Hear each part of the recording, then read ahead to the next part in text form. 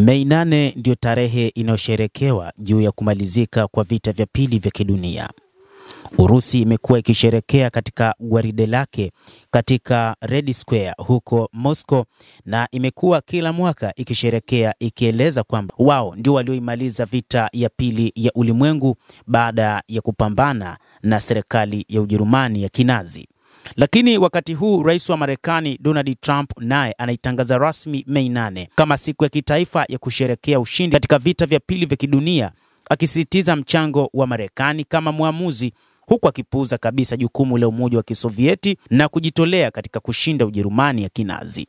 Donald Trump wakati huu anaiona Marekani kama taifa ambalo limeleta ushindi wa kuondoa Unazi wakati wa enzi za Adolf Hitler wa Ujerumani, na kwamba Umoja wa Sovieti haukuwa na lolote dhidi ya vita hivyo vya pili vya dunia. Katika tangazo lake lililotolewa na ikulu ya White House siku ya Jumatano, Trump amedai kwamba bila kujitolea kwa wanajeshi wetu wa Marekani, vita hivi havingeisha na dunia yetu leo ingeonekana kuwa tofauti sana. Katika siku hii ya ushindi kwa vita vya pili vya dunia, tunasherehekea nguvu na uwezo usiokuwa na kifani wa jeshi la Marekani, na tunajitolea kulinda haki yetu takatifu ya uhuru dhidi ya vitisho vyote vya kigeni na vya ndani, Rais wa Amerika aliandika, akisisitiza kwamba zaidi wa Marekani 250,000 walipoteza maisha yao wakipigania kunusurika kwa ustaarabu wa nchi za kimagharibi. Hapo awali Trump alitangaza mipango ya kuteua Novemba 11 kama siku ya ushindi kwa vita vya kwanza vya kidunia, hatua ambayo ingebadilisha jina la siku ya mashujaa, sikukuu ya shirikisho inayowaheshimu maveterani wote wa kijeshi wa Marekani. Ikulu ya White House baadaye ilifafanua kuwa matamko kama hayo hayataunda likizo mpya ya umma bila idhini ya bunge. Msukumo wa Trump wa kuanza kusherekea ushindi wetu tena umezua ukosoaji kutoka kwa Urusi na hata baadhi ya mataifa washirika ambao walimshutumu kwa kupotosha ukweli wa kihistoria.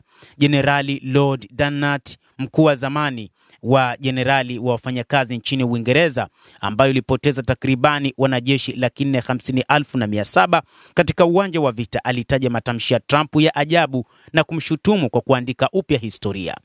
Anasema rais wa sasa wa Marekani Donald Trump anapotosha ukweli wa historia. Marekani haikushiriki katika vita hivi, zaidi ilitoa silaha kwa mataifa yaliyopigana vita hivi, na baada ya kuona nchi ya Urusi ambayo wakati huo ilikuwa kile kinachoitwa Umoja wa Sovieti ilipambana kuhakikisha inamuondoa Adolf Hitler na kumaliza utawala wa kijeshi wa Kinazi huko nchini Ujerumani, ni Marekani iliyorusha makombora huko Hiroshima pamoja na Nagasaki nchini Japan, kwa sababu miongoni mwa mataifa ambayo yalikuwa upande wa Ujerumani ni pamoja na taifa la Japan. Rais wa zamani wa Urusi Dmitry Medvedev, ambaye sasa ni naibu mwenyekiti wa Baraza la Usalama la nchi ya Urusi, amepuuza matamshi ya Trump kuwa ni upuuzi wa kujifanya. Watu wetu walitoa maisha yao karibia milioni 27 ya wana na mabinti zao kwa ajili ya kuharibu ufashisti uliolaaniwa, aliandika. Siku ya ushindi ni siku yetu, na Mei 9 hivyo ndivyo ilivyokuwa, ni daima itakuwa hivyo. Urusi inaishukuru Marekani kwa uungaji mkono wake wakati wa vita vya kidunia vya pili, lakini USSR ingeishinda Ujerumani ya Wanazi hata bila msaada wao, ingawa ingekuwa vigumu sana, msemaji wa Kremlin Dmitry Peskov alisema wiki iliyopita. Umoja wa Kisovieti ulipokea msaada wenye thamani ya takribani dola bilioni 200 kwa masharti ya leo kupitia mpango wa kukodisha, mpango wa serikali ya Marekani ambao ulitoa washirika vifaa vya kijeshi, vifaa vingine, chakula na malighafi ya kimkakati. Na msaada huu hata hivyo haukuwa wa bure. Urusi kama nchi mrithi wa USSR ilikamilisha majukumu yake ya kifedha yanayohusiana na mpango wa kukodisha mkopo hadi kufikia mwaka 2006. Ujerumani ya Kinazi ilijisalimisha rasmi kwa vikosi vya washirika mnamo Mei 8 mwaka 1945 kufuatia kutekwa kwa Berlin na wanajeshi wa Sovieti.